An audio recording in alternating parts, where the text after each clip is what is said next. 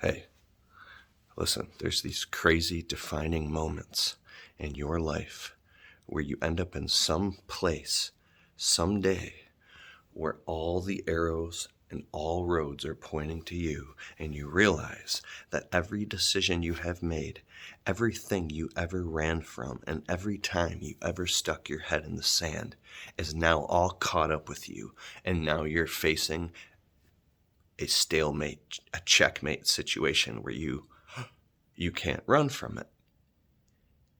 And the only way out is through.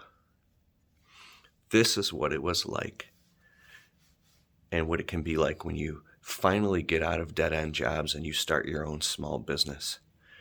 The level of responsibility you have to face, the amount that you have to grow professionally and personally just to get a business off the ground and go full-time and get it to the point where it can feed a family and pay all your bills.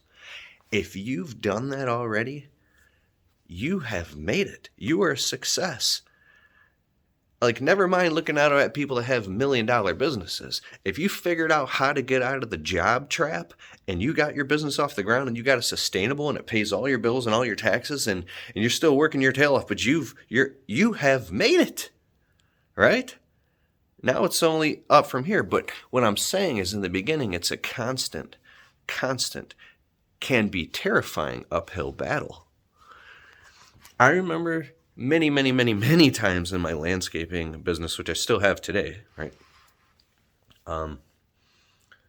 The terrifying moments of underquoting jobs, 20% into a job, realizing, oh my God, I'm not going to make any money off this, and I have bills to pay. And those decisions where I can't run from this. I cannot run from this. And then you go home and you look in your wife's eyes or your spouse's eyes, and you can't run from that anymore. What I mean is that you have to work on yourself and grow the relationship, work on the business and grow it, work on your education. You start questioning, what are you doing with every single minute of your day, every moment? How are you wasting time and energy? What are you worrying about? Where are you squandering? What are you not appreciating? And I used to call, it might sound ambiguous what I'm saying. Why is Keith talking in circles? But hear me out. My friend Rob, who's the coach, I always talk about Coach Rob. I used to call him late at night. I'd even call him at 3 a.m, terrified. I'm like, bro, please, can you talk to me? Can you talk with me? He's like, what's going on? He says, it's like it's like you're walking a tightrope over fire, like on a pirate's plank. He says you're being squeezed through the cracks. That's what's happening. It's a form of suffering that leads to enlightenment. You are being squeezed through the cracks. And hopefully you're being squeezed up towards the light. It will divide you and separate you and squeeze you and rip you apart down to the molecule. And this is changing and growing and transforming. And I think that the only thing that can pull you through these really, really hard times is faith. Faith.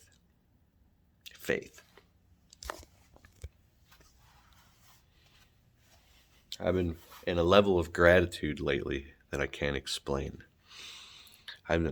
My wife actually had to sit down with me and go, Keith, I want to talk to you about something. I'm like, what? She goes, why have you been so lovey-dovey with me and so... I'm like, I've always been. She's like, no, not like ever. I'm like, if you want to know the truth. And then next thing you know, we're standing in the kitchen. Tears filled up in my eyes. I said, because I know people that didn't make it. They didn't make it figuratively, and they literally didn't make it. I know a lot of people. See, this is what happens. I think this is a little bit of maturity and wisdom that comes into your life, hopefully sooner than later. And I'm experiencing some of this, I think, because I wake up in the morning in a nice warm bed in a nice house with food in the fridge, and my wife is right next to me. She's always within 25 feet of me. I could just run up and hug her and kiss her. And it's free. It doesn't cost me anything. She's right there. My father is still alive. I can pick up the phone and call him and go get lunch. He's still here. There's so many people that you love that are still here. And all you gotta do is call them. And if you could pick up the phone and call them, then how can you face this little tiny problem that's happening on a job site or in your little business?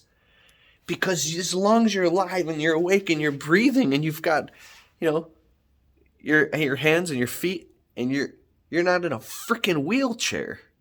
Even if you're in a wheelchair, I know a guy who's in a wheelchair who figured out how to build his whole business doing all this other stuff, and he's going to make it. He's going to be fine. He figured it out, right? What I mean is every moment above ground is a good day. And so what you need is a paradigm shift. And this is when I said at the beginning of this video, the moment where all roads point at you. And now you're in fear and you've realized that you can't get out of this thing. It doesn't matter what it is. It could be a freaking DUI. It could be some horrible situation. But as long as you say that I co-created this situation, me, and I take full responsibility for this right now, no matter how hard this thing is, I take full responsibility right now. Whew, that's tough, right? But you can do it. You can do it. You can do it. You can do it. Many, many men and women before you have been through far more horrible things. You can do it. And if you feel like you can't do it, go pick up a book called Man's Search for Meaning by Dr. Viktor Frankl and listen to that on audible.com. That book will give you a checkup from the neck up, okay? But,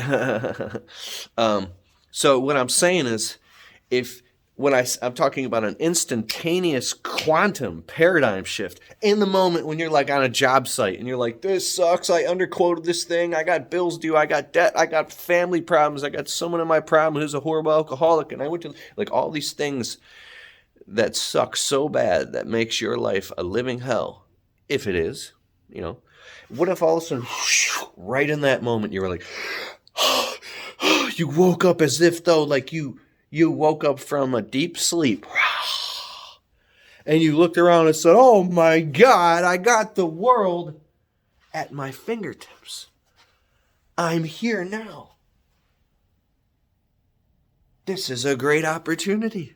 This is a great opportunity to learn and grow. Go watch the Christmas movie called, oh my God, It's a Wonderful Life. Go watch that on, I think it's on Netflix or Amazon Prime. Go watch it. It'll give you a checker from the neck up. As all of a sudden the man realizes that he didn't die or something, and all of a sudden, like, he runs and he's hugging and kissing his wife and his children and he's happy and it's Christmas. Like, when you change the way you see things, the things you see change. When you realize that the decisions that you make based off when your intention is right and you have positive expectancy, and you believe in yourself, and you believe in love, real love, and you have faith, and you take action based off faith and love. You run up to the person that you're at odds with, and you grab them and shake them and look in their eyes and say, I'm sorry. I love you. I love you. I love you.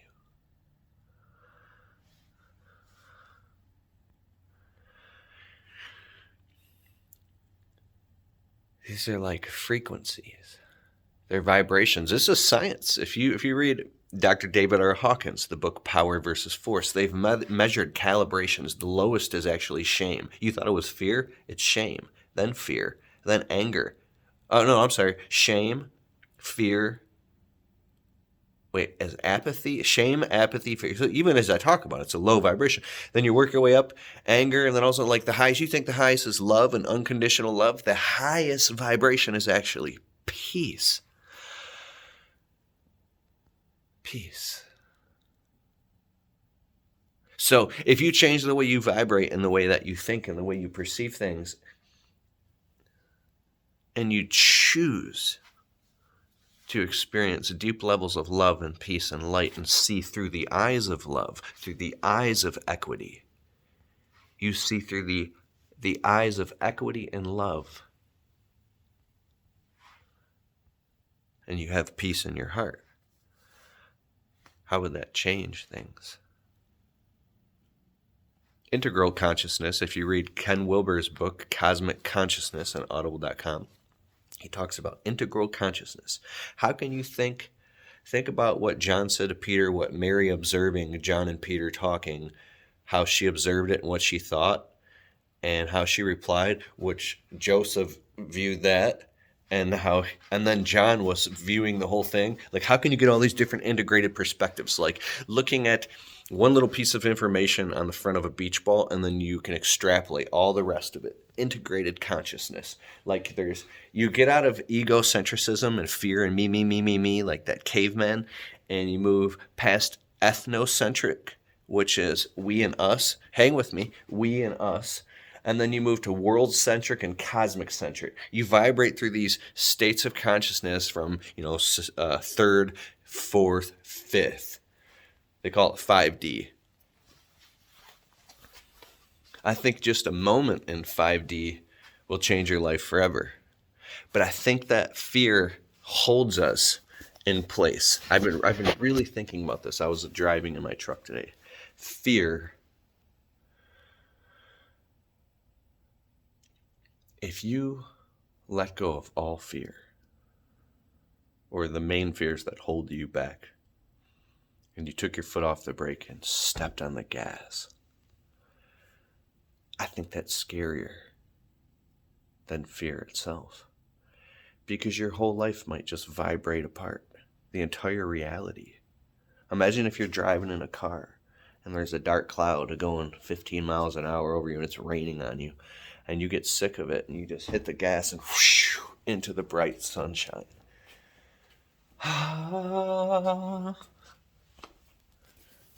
Things would change in your life. I think that we're scared that if we became that positive and that motivated and that energized and had that much belief, that we might run out of gas. And then it'll fall like a hot air balloon. It'll fall back down to the ground. And all the people you done left behind are now calling you a sociopath. And now you're getting accused of being a sociopath because you were just believing in yourself. So we stay. We take these little micro movements. I'm obsessed with this stuff.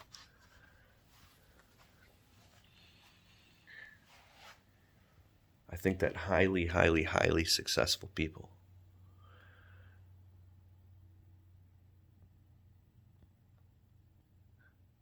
some of them can be sociopaths.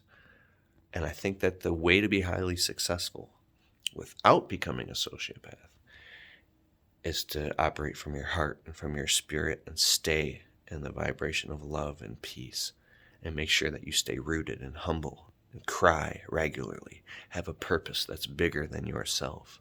Something that goes on, that a message that you carry like a baton and hand off to people, that after you're dead and gone, it's not even about you. It's that you made the world a better place.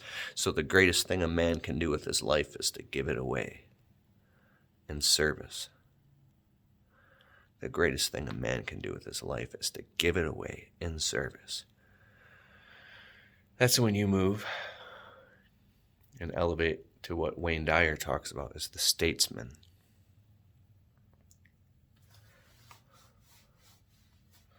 Listen to Wayne Dyer, The Power of Intention. You can watch the speech on YouTube. It's amazing. It's life-changing. But you might lie in bed like the great poet Rumi and think, what if my whole life has been wrong? So the deepest fear is, what if you look back on your life and you can't go back now? You're on your deathbed. And you say, why didn't I dream bigger? Why didn't I live to my fullest potential? Why didn't I have those difficult conversations with that person and grab them and shake them before they drank themselves to death? I could have done something, but I was too scared. I didn't have the guts. Why didn't I have the courage to go on that trip, or to make that phone call, or to give it my all, or to break through when that client was upset about this thing and say, no, don't you understand? I care from the bottom of my heart, and I actually care about you, and I'm going to make sure this thing gets finished. Instead of maybe sticking your head in the sand and walking away in shame. And now the client thinks that you're a flake, when you could have stood your ground and showed them that you really actually cared. I think there's something to say about having courage. Because your belief in your own ability to figure things out, that's courage, right? And when you have courage and you operate from a place in love, you can have a righteous anger. A righteous anger that's real. It's a healthy anger that says, I love you too much to continue to watch you suffer. Because if you love somebody as much as you say you do, why would you continue to let them suffer? Or the ability to look at somebody and say, I'm not going to let you do this to me anymore. I'm not going to stand for this. I'm done. You are not going to treat me like, and I love you and I still love you. And we're going to grow together. But I'll be damned if you're going to do this to me ever again. All it takes is that one time.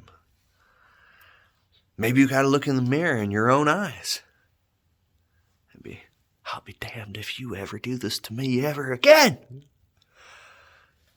I used to have pep talks with myself. Look in the mirror. I still do. Look in the mirror, in my own eyes, and say, don't you ever do that ever again. Kalfas. What was it? Underquoting a job. And out there for like 3 days for free, making no money, going, what was I thinking? Then I'll go home covered in dirt under my fingernails, eating spaghetti with the wife, go in the bathroom, brushing my teeth, and just pause and look in the mirror and say, don't you ever do that ever again. And when you feel that sting and you fall on your sword like a warrior, don't run, fall on your sword and feel the sting. And you remember that sting. And next time you're walking around with the client and the client says, oh, this is about $5,000 in work. I think you could do it for... You, the client might not even be saying that. You might be talking yourself down. Yeah, I could do it for $1,200. And then you're out there again. There you are again, doing $3,000 worth of work for $1,200. You done did it all. At the end, you made like $74 profit. And now you're upset. At who? You. And then we build all these stories of why it is the way it is. And we tell ourselves, we build a bullshit story. And we repeat the story and we tell other people, and we campaign for votes, and then but the truth is we didn't take responsibility. At least for in this country, we have the opportunity to move upstream. There are people in other countries who have to work all week to make $74. If they're lucky. Even worse. We're in the United States. I'm not trying to get political, but so you're feeling and testing the world, and you're building these paradigms and these different states of consciousness all the time and experiencing different states of consciousness, right? But sometimes we get stuck, and then we think that wall doesn't move anymore, and that's just the way it is.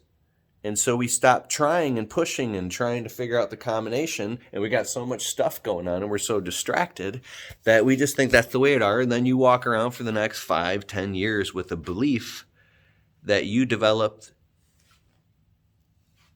when you were like 19, and you just go on thinking that, or 5 years ago, whatever, right? And then, but it's time to revisit those old beliefs and re-question everything and just question your whole life in reality and your own thoughts and your own self-limiting beliefs and say, whoa.